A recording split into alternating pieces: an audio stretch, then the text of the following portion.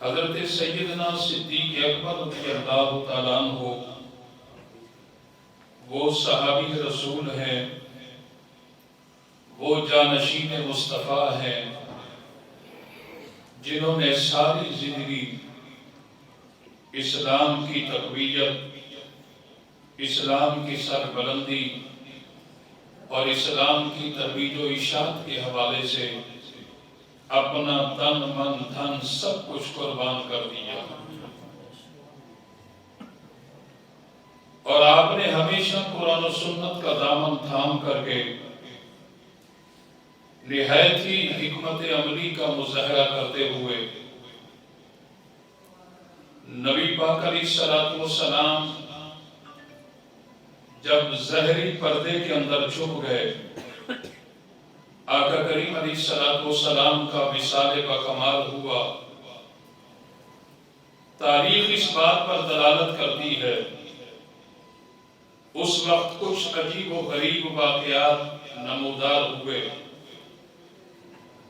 پر جناب صدیق اکبر رضی اللہ تعالیٰ عنہ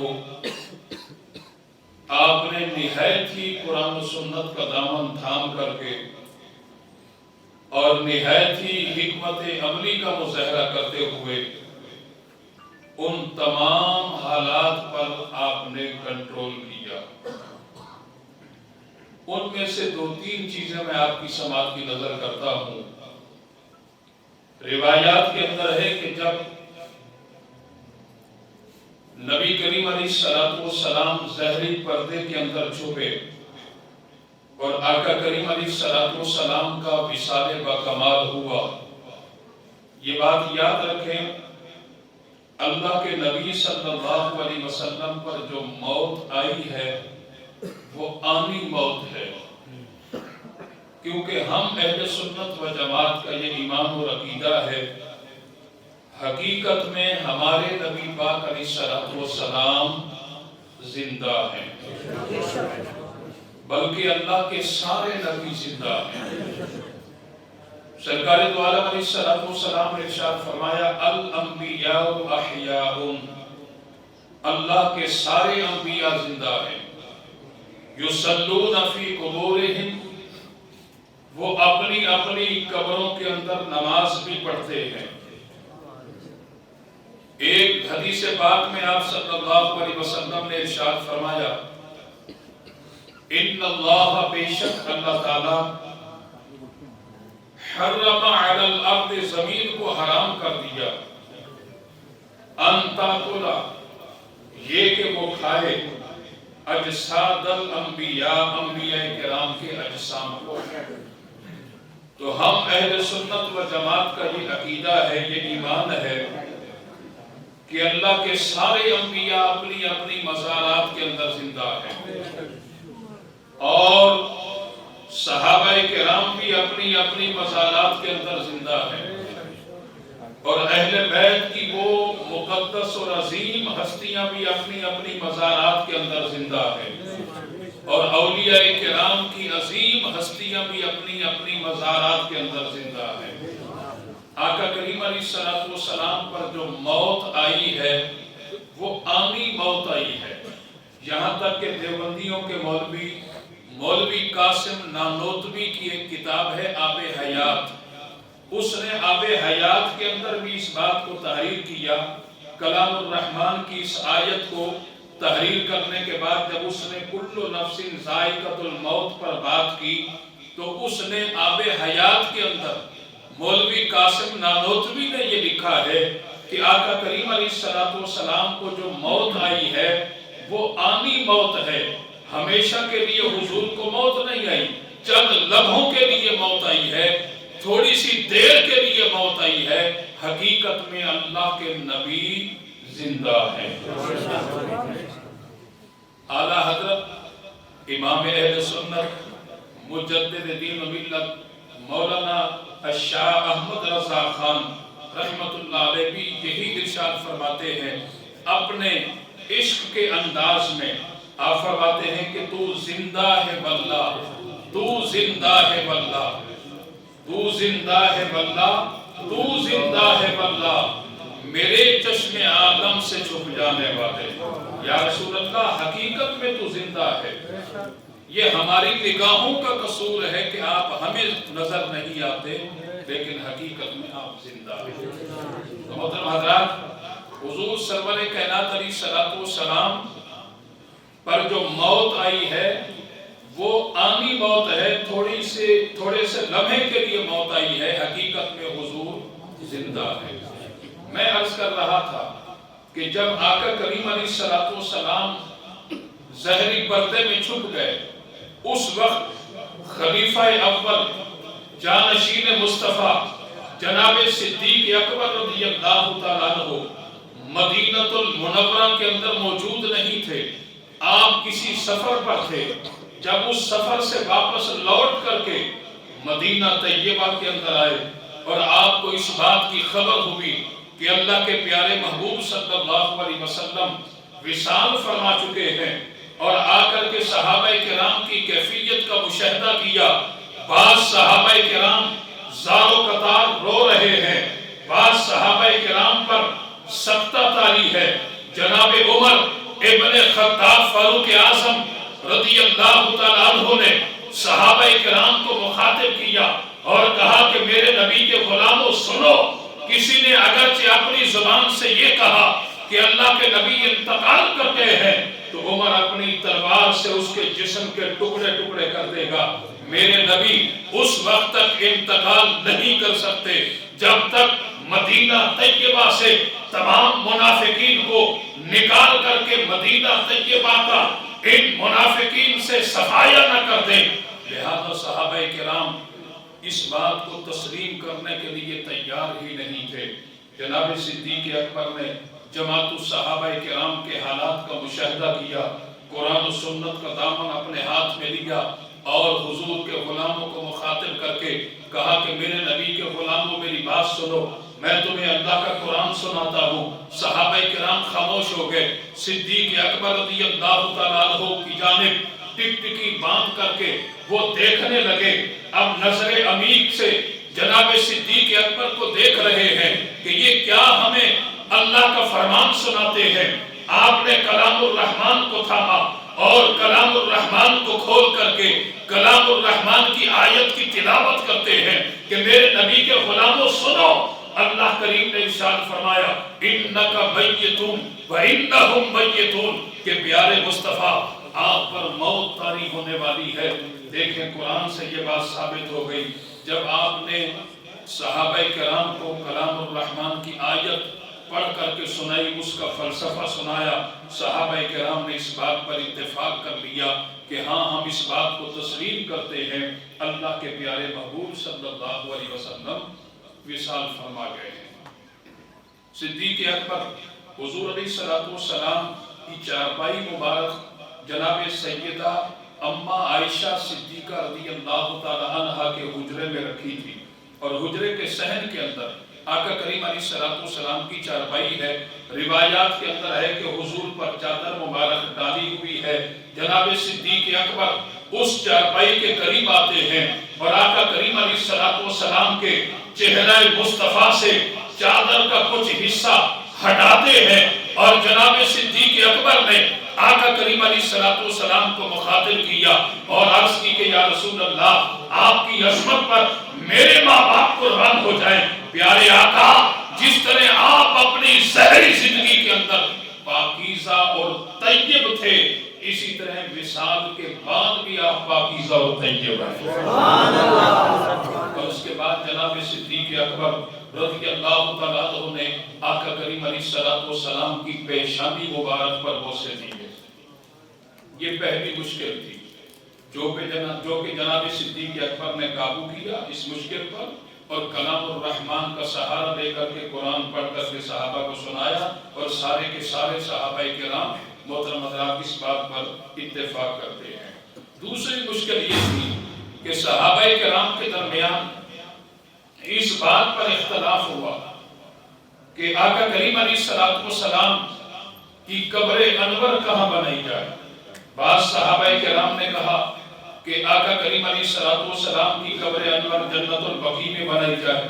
بعض صحابہ کرام نے کہا کہ نہیں اس مقام پر بنائی جائے، بعض صحابہ کرام نے کہا کہ نہیں اس مقام پر بنائی جائے۔ جناب صدیق اکبر رضی اللہ تعالیٰ عنہ نے صحابہ کرام کو مخاطب کیا اور کہا کہ میرے پیارے نبی کے غلاموں سنو، میں تمہیں فرمان مصطفیٰ سناتا ہوں، میں آقا کریم علیہ السلام کی حدیث تمہیں سناتا ہوں۔ صحابہ کرام خاموش ہو گئے کہ صدیق اکبر فرمان مصطفیٰ سنانے لگے ہیں۔ صدیق اکبر صحابہ کرام کو مخاطب کر کے ارشاد فرماتے ہیں کہ میرے نبی کے غلاموں سنو، میں نے آقا کریم علیہ السلام سے یہ حدیث پاک سنی ہے۔ حضور نے فرمایا کہ اللہ کے نبی کا وصال جس مقام پر ہوتا ہے، اللہ کے نبی کی قبر انور بھی اسی مقام پر بنائی جاتی ہے۔ لہذا حضور کا وصال جناب سیدہ عائشہ صدیقہ کے حجرے میں ہوا اور آقا کریم علیہ السلام کے فرمان کے مطابق حضور کی قبر انور بھی جناب سیدہ عائشہ کے حجرے میں بنے تھی۔ اس پر بھی سارے کے سارے صحابہ کرام نے اتفاق کر لیا۔ محترم حضرات، اب آئیے کیونکہ وقت ہمارے پاس محدود ہوتا ہے اور بھی بہت ساری باتیں ہیں، لیکن میں نے آپ حضرات کے سامنے کلام الرحمن کی جو آیت تلاوت کی ہے، اللہ کریم نے ارشاد فرمایا ان اللہ مع المحسنین، بے شک اللہ احسان کرنے والوں کے ساتھ ہے۔ شاہ عبدالعزیز محدث دہلوی رحمۃ اللہ علیہ تفسیر عزیزی پارہ نمبر 30 کے اندر انہی کلمات طیبات کا ترجمہ اور اس کی تفسیر بیان کرتے ہوئے آپ ارشاد فرماتے ہیں کہ یہ آیت بینات جناب صدیق اکبر رضی اللہ تعالیٰ عنہ کے حوالے سے نازل ہوئی۔ صدیق اکبر رضی اللہ تعالیٰ عنہ محترم حضرات وہ صحابی رسول ہیں کہ آپ کی ساری زندگی، آپ کی سیرت پاک، آپ کی سوانح عمری بے مثل و بے مثال ہے، اور آپ نے بڑے بڑے احسانات کیے ہیں۔ چنانچہ ان احسانات کی فہرست موجود ہے روایات کے اندر، لیکن یہاں میں ایک بات کر کے آگے بڑھوں گا۔ شاہ عبدالعزیز محدث دہلوی رحمۃ اللہ علیہ فرماتے ہیں کہ مکہ المکرمہ کے اندر دو آدمی بڑے امیر اور کبیر تھے، ایک جناب صدیق اکبر رضی اللہ تعالیٰ عنہ جو کہ مسلمان تھے، اور دوسرے امیہ بن خلف جو کہ کافر غیر مسلم تھے۔ یہ دونوں کے دونوں مکہ المکرمہ کے اندر بڑے امیر کبیر تھے اور ان کی دولت کے ڈنکے بجتے تھے۔ تو امیہ بن خلف جو کہ غیر مسلم تھا، کافر تھا، اس کے کئی غلام تھے۔ آپ علماء سے بارہا سنتے ہیں کہ جناب سیدنا بلال حبشی رضی اللہ تعالیٰ عنہ یہ امیہ بن خلف کے ان غلاموں کے اندر ان کا نام بھی شامل تھا، لیکن حضرت سیدنا بلال حبشی رضی اللہ تعالیٰ عنہ نے جب اسلام قبول کیا اور اسلام قبول کرنے کے بعد آپ محترم حضرات اسلام کا اظہار کیا کرتے اعلانیہ طور پر، اور رب کی الوہیت، رب کی ربوبیت اور توحید باری تعالیٰ کے ڈنکے آپ جو ہے وہ اعلانیہ طور پر بجایا کرتے، اور آقا کریم علیہ السلام کی محبت کے قصیدے آپ اعلانیہ طور پر گایا کرتے۔ جب آپ یہ عمل کرتے اور امیہ بن خلف کو جب اس بات کا علم ہوا کہ انہوں نے تو اسلام قبول کر لیا اور یہ تو اسلام کے اعلانیہ طور پر جو ہے وہ گیت گاتے ہیں، قصیدے پڑھتے ہیں، تو امیہ بن خلف نے یہ آرڈر جاری کر دیا کہ بلال حبشی پر ظلم کیا جائے اور انہیں طرح طرح سے تکلیفیں پہنچائی جائے، یہاں تک کہ حضرت سیدنا بلال حبشی پر بے دردی کے ساتھ ظلم کیا گیا اور مختلف نوعیت سے آپ کو تکلیفیں پہنچائی جاتی رہی، پہنچاتے رہے، یہاں تک کہ صدیق اکبر رضی اللہ تعالیٰ عنہ کا وہاں سے گزر ہوا۔ آپ نے دیکھا کہ بلال حبشی پر بے دردی کے ساتھ ظلم ہو رہا ہے اور کانٹے والی چھڑیوں کے ساتھ آپ کے جسم سے کپڑوں کو ہٹا کر کے مارا جا رہا ہے، اور کبھی جو ہے وہ تپتے ہوئے جو ریگستان کے اندر تپتی ہوئی ریت کے اوپر آپ کو لٹا کر کے بے دردی سے مارا جاتا ہے،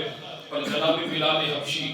اسلام کی خاطر ان تمام تکلیفوں کو برداشت کر رہے ہیں۔ حضرت صدیق اکبر قریب گئے، جا کر کے بلال حبشی کو مخاطب کیا اور کہا کہ بلال حبشی،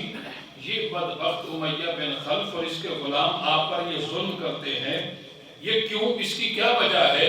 آخر آپ کا ایسا کون سا جرم ہے، آپ نے ایسا کون سا گناہ کیا ہے جس کی بنیاد پر یہ بدبخت آپ پر بے دردی سے ظلم کرتا ہے؟ جناب بلال حبشی نے عرض کی کہ بس میرا جرم صرف اتنا ہے کہ میں نے آقا کریم علیہ السلام کا کلمہ پڑھا ہے، میں نے حضور کی غلامی کا پٹا اپنے گلے میں ڈالا ہے، اور میں حضور کی عظمت کے قصیدے پڑھتا ہوں، اور میں نے حضور کی محبت کا دم بھرا ہے، اس لیے میرا جرم یہ ہے، یہ بدبخت مجھ پر ظلم کرتا ہے۔ تو جناب صدیق اکبر نے کہا کہ بلال حبشی سنو، میری رائے یہ ہے کہ آپ حضور کی عظمت کے جو قصیدے پڑھتے ہیں، آپ مخفی انداز میں، پوشیدہ انداز میں یہ قصیدے پڑھا کریں، اور رب کی الوہیت، رب کی ربوبیت، توحید باری تعالیٰ کا جو آپ اقرار کرتے ہیں، تو اس سے بھی آپ مخفی کر لیں، پوشیدہ کر لیں۔ آپ کے عقیدے اور نظریے کے اندر اور آپ کی محبت کے اندر کوئی فرق نہیں آئے گا۔ بلال حبشی کہتے ہیں یہی کام تو مجھ سے دراصل نہیں ہوتا، یہی کام تو دراصل مجھ سے نہیں ہوتا۔ آپ فرماتے ہیں کہ علماء نے اس بات کو لکھا ہے کہ جب بازار سے برتن خریدا جاتا ہے، اس وقت مٹی کے برتن ہوتے تھے، تو اس برتن کو، ایک برتن کو دوسرے برتن کے ساتھ بجا کر کے اس سے چیک کیا جاتا ہے کہ یہ برتن کہیں کچا تو نہیں ہے۔ تو آپ نے جو ہے وہ اس اپنے عشق اور اپنی محبت کے انداز میں آپ نے جواب دیا۔ آپ فرماتے ہیں کہ میں بھی ہوں مٹی کا برتن، عشق کے بازار میں، میں بھی ہوں مٹی کا برتن، عشق کے بازار میں، میں بھی ہوں مٹی کا برتن، عشق کے بازار میں، آ گیا ہوں میں پسند اس دم نگاہ یار میں۔ میں بھی مٹی کا برتن ہوں، اس لیے جو ہے مجھ سے یہ نہیں ہو سکتا، یہ چاہے جتنا بدبخت یہ کافر، یہ مشرک مجھے چیک کر لے، میں بڑا پکا، میں کچا نہیں ہوں۔ یہ تکلیفیں، یہ درد، یہ اذیتیں مجھے اسلام سے دور نہیں کر سکتی، میرے سینے سے جو ہے وہ اسلام کی محبت نکال نہیں سکتی۔ صدیق اکبر اپنی رائے، اپنی آراء و تجاویز پیش کرنے کے بعد تشریف لے گئے، اور اس کے بعد پھر جب آپ کا وہاں سے گزر ہوا تو جناب صدیق اکبر نے دیکھا کہ پھر حضرت بلال پر ظلم ہو رہا ہے۔ پھر قریب آئے، یہ کہ بات دیگر روایات کے اندر ہے کہ صدیق اکبر کئی بار آ کر کے یہی مشورہ دیتے رہے کہ آپ بس اس انداز کو پوشیدہ کر لیں۔ بلال حبشی نے کہا کہ نہیں، میں یہ سارا ظلم تو برداشت کر سکتا ہوں، یہ ساری تکلیفیں تو برداشت کر سکتا ہوں، یہ ساری اذیتیں تو میں برداشت کر سکتا ہوں، پر میں اسلام کے اظہار کو پوشیدہ نہیں کر سکتا، محبت رسول کے انداز کو میں پوشیدہ نہیں کر سکتا۔ میں اپنی جان تو قربان کر سکتا ہوں، پر محمد مصطفیٰ کا دیا ہوا ایمان نہیں دے۔ اور جناب صدیق اکبر نے جا کر کے آقا کریم علیہ السلام کی بارگاہ میں یہ سارا واقعہ پیش کیا کہ یا رسول اللہ، اس طرح امیہ بن خلف بلال حبشی آپ کے غلام پر، آپ کے عاشق پر ظلم کرتا ہے بدبخت، تو میں چاہتا ہوں کہ بلال حبشی کو خرید کر کے میں آزاد کروں۔ سرکار نے فرمایا یہ تو بڑا اچھا نیک ارادہ ہے آپ کا۔ پر صدیق اکبر اس کے بعد امیہ بن خلف کے گھر تشریف لے گئے، دروازے پر دستک دی، امیہ بن خلف باہر آئے، کہنے لگے کہ آپ بلال حبشی پر بڑی بے دردی کے ساتھ ظلم کرتے ہیں، آخر بلال حبشی کا جرم کیا ہے، ان کا گناہ کیا ہے، آپ کیوں ان پر اتنا ظلم کرتے ہیں؟ امیہ بن خلف نے کہا کہ اگر بلال حبشی سے آپ کو ہمدردی ہے ان سے آپ کو محبت ہے تو پھر آپ انہیں خرید کر کے آزاد کیوں نہیں کرواتے؟ بلال حبشی نے کہا، صدیق اکبر نے فرمایا کہ بتاؤ بلال حبشی کی قیمت کیا لوگے؟ تو امیہ بن خلف نے جب صدیق اکبر کی دلچسپی دیکھی تو کہنے لگے کہ آپ بتائیں آپ کیا ان کی قیمت دیں گے؟ آپ نے فرمایا کہ میں اس کے بدلے تمہیں ایک غلام دوں گا جو کہ بظاہر تو گورا چٹا ہے، اندر سے وہ دل کا کالا ہے، یعنی اندر سے وہ کافر ہے، یعنی اس کے پاس ایمان کی دولت نہیں ہے، اور اس کے ساتھ ساتھ میں تمہیں جو ہے وہ کچھ اور اشرفیاں بھی پیش کروں گا۔ تو جب امیہ بن خلف نے دیکھا کہ یہ صدیق اکبر اتنی دلچسپی لے رہے ہیں، اور جب غلام کو بھی بلا لیا گیا، غلام کو دیکھا تو بڑے حیران کہ بلال حبشی ہیں، کالے ہیں، اور یہ جو ہے سیاہ فام ہے،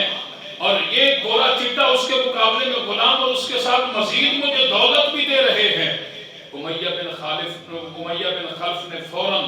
جو ہے وہ اقرار کیا، یہ سودا طے ہوا۔ صدیق اکبر نے جب بلال حبشی کو خرید کر کے آزاد کیا، اپنے ہمراہ لے کر کے جانے لگے، تو امیہ بن خلف کہکا لگا کر کے ہنسنے لگا، اور پلٹ کر کے صدیق اکبر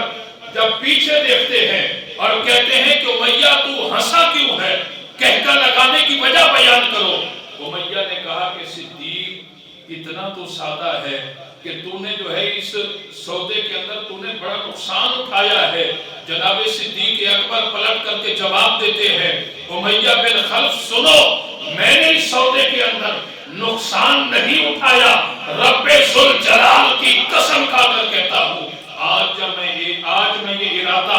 کر کے آیا تھا، اگرچہ مجھے اپنی زندگی کا سارا مال بلال حبشی کی خریداری کے حوالے سے قربان کرنا پڑے، وہ سارے کا سارا مال قربان کر دیتا، اگرچہ مجھے دنیا سے قرض لینا پڑا تو قرض لے کر بھی بلال حبشی کو آزاد کرا۔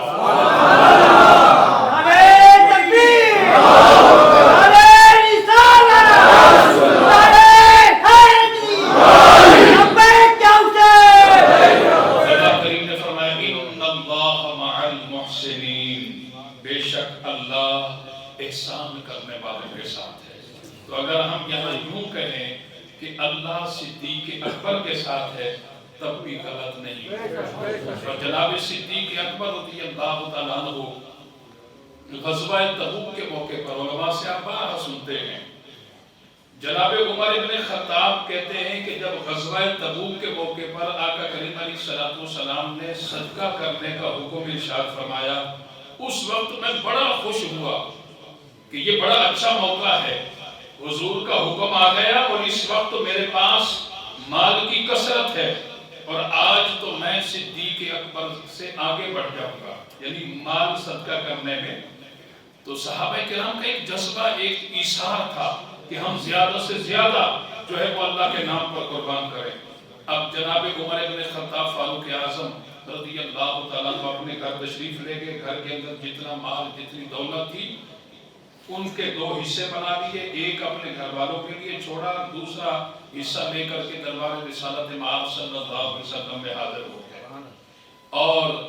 صدیق اکبر کے پاس جتنا مال تھا وہ سارے کا سارا دیا، یہاں تک کہ روایات کے اندر ہے کہ جسم پر جو لباس زیب تن کیا تھا وہ لباس بھی اتار کر کے اللہ کے راستے پر قربان کرنے کے لیے تیار ہو گئے، اور ٹاٹ کا لباس پہن کر کے کانٹوں کے بٹن لگا کر کے دربار رسالت مآب صلی اللہ علیہ وسلم میں حاضر ہو گئے۔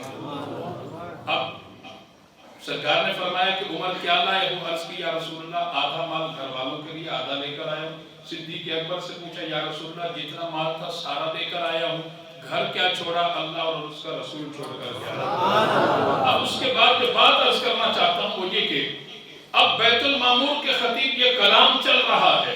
دربار رسالت مآب صلی اللہ علیہ وسلم میں، بیت المعمور کے خطیب جبریل امین اب اللہ کا پیغام لے کر کے حاضر ہو جاتے ہیں۔ اب حضور صدیق اکبر سے ہم کلام ہو کر کے بہوے گفتگو ہو کر کے کلام کر رہے ہیں، اور دیکھ رہے ہیں کہ جبریل امین آئے اور جو لباس صدیق اکبر نے پہن رکھا ہے وہی لباس جبریل امین نے بھی پہن رکھا ہے۔ اب میرے آقا ایک جانب صدیق دوسری جانب بیت المعمور کے خطیب جبریل امین کے لباس کو کہتے ہیں کہ یا رسول اللہ دراصل بات یہ ہے میں اللہ کا پیغام لے کر کے آیا ہوں یا رسول اللہ آپ کے غلام صدیق اکبر نے اپنے سارے کا سارا مال اللہ کی رضا کے لیے آپ کے قدموں میں لا کر کے قربان کر دیا ہے اور یہاں تک کہ جسم پر جو لباس زیب تن کیا تھا وہ لباس بھی اس مال کی گٹھڑی کے اندر ہے یا رسول اللہ انہوں نے ٹاٹ کا لباس پہنا کانٹوں کے بٹن لگائے اللہ کو یہ ادا اتنی پسند آئی یہ لباس اتنا پسند آیا رب نے کہا جبریل یہی لباس صدیق اکبر والا آپ بھی